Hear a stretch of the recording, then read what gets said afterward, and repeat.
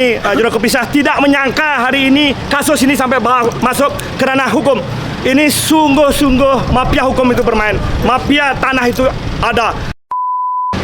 Ini hukum terbalik-balik. Yang hitam jadi putih, putih jadi hitam. Bapak dengar beritanya Tanur di mana staf MA itu mempunyai 1 triliun. Berantas mafia tanah, setuju? Setuju! Setuju! Setuju!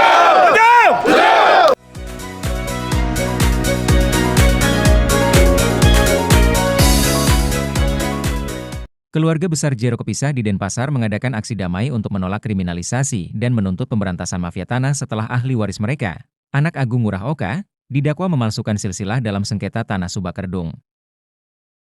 Kasus ini bermula saat Aang Ngurah Eka Wijaya, dari keluarga Jero Jambe Suci, mengklaim hak waris atas tanah tersebut. Keluarga Jero Kepisah menolak, menyatakan bahwa mereka telah menguasai tanah itu selama 4 generasi tanpa ada hubungan dengan pelapor.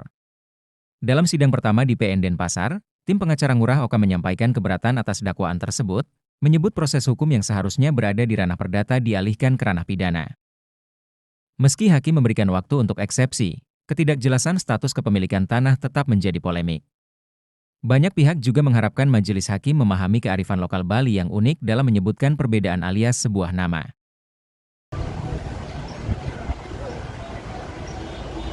Undang Pokok Agraria tahun 1960, di mana sebelumnya pemerintah Belanda tidak memberikan kepastian hukum terhadap warga negara Indonesia. Kita tahu bahwa dalam pemerintahan Belanda, warga negara dibagi dengan 3 golongan, Eropa, Timur Asing, dan pribumi. Yang mendapat perlindungan hak milik itu hanya Eropa dan Timur Asing. Pribumi dibiarkan sesuai dengan hukum adat. Dan penguasaan tanah Puri Jero Kepisah ini adalah sesuai dengan hukum adat. Dalam kasus Jero Kepisah melawan Jero Suci ini kan keduanya mengklaim memiliki tanah di Subakerdung gitu. Sementara Jero Kepisah informasinya sudah memiliki SHM, Bang ya. Kenapa bisa omong kosong? Telah terbit sertifikat sampai detik saya bicara ini adalah mempunyai kekuatan legal formal yang sah sesuai dengan hukum yang berlaku di NKRI. Sedangkan pelapor, dia punya apa? Pertanyaan saya. Mestinya kalau dia merasa mempunyai hak, tempuh dulu hukum perdata bahwa saya dulu mesebetonkah, memisankah dengan Jero Kepisah yang sekarang kisah kemana, ke Suci, kemana, ke misalnya ke Siman, itu bisa karena ada hubungan misalnya semah ke semah dan keluarga. Ini tidak ada hubungan cicit leluhur dan lain sebagainya, ujung-ujung sekarang dengan kekuatan uang. Tentu ada yang membiayai. Tapi saya berkeyakinan di dalam pemerintahan Prabowo ini dan Menteri Agraria yang terbaru, dia siap akan memiskinkan mafia tanah. Saya akan pegang itu, termasuk Bapak Presiden kita Prabowo yang akan memberantas korupsi. Saya pegang itu. Inilah landasan hukum yang akan saya laksanakan sebagai penasehat hukum daripada Jero Kepisah itu. Itu lagi. Ini hukum terbalik-balik. Yang hitam jadi putih, putih jadi hitam. Bapak dengar beritanya Tanur di mana staf MA itu mempunyai 1 triliun. Itulah tanah bukti dan berapa kasus Hakim Agung yang menjual belikan atas nama Tuhan. Keadilan berdasarkan Tuhan yang Maha Esa, tapi dijualnya 1 triliun, emas 100 batang. Itu yang kelihatan 50 batang. Itu yang kelihatan, yang tidak kelihatan. Dan hampir semua produk hukum begitu. Termasuk penetapan Jero Kepisah. Ada dugaan dibeli hukum kebenaran itu. dugaan mafia tanah dan mafia peradilan ya? Betul, itu yang disebut mafia hukum. Dan pernyataan tadi seperti saya ulangi lagi adalah pernyataan Menteri Agraria Nusron Wahid akan memiskinkan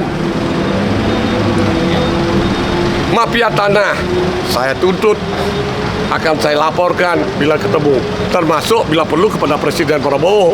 Langkah hukum selanjutnya? Langkah hukum selanjutnya kita ikuti proses hukum yang ada. Pada akhirnya saya akan melapor balik supaya memang kebenaran dan keadilan itu betul-betul sesuai dengan irah-irahnya, yaitu keadilan berdasarkan ketuhanan yang Maha Esa, bukan keadilan berdasarkan keuangan yang Maha Esa. Merdeka! Merdeka! Dobra mafia tanah! Juru Kepisah tidak menyangka hari ini kasus ini sampai masuk ke ranah hukum. Ini sungguh-sungguh mafia hukum itu bermain, mafia tanah itu ada. Jadi harapan saya sebagai warga Bali, sebagai masyarakat ingin menegakkan keadilan. Semoga dengan upah saksi beliau keluarga dari Puri Juru Kepisah sudah bersaksi ya bahwa tanah Puri itu adalah dari leluhur. Betul Dari leluhur. Nah ini kesaksian yang beliau lakukan secara niskala. Jadi kita sebagai masyarakat yang peduli harus memperjuangkan apa yang menjadi hak-hak dari saudara kita yang di tanah Bali untuk memperjuangkan tempat tinggal leluhurnya. Jadi berantas mafia tanah. Setuju? Setuju?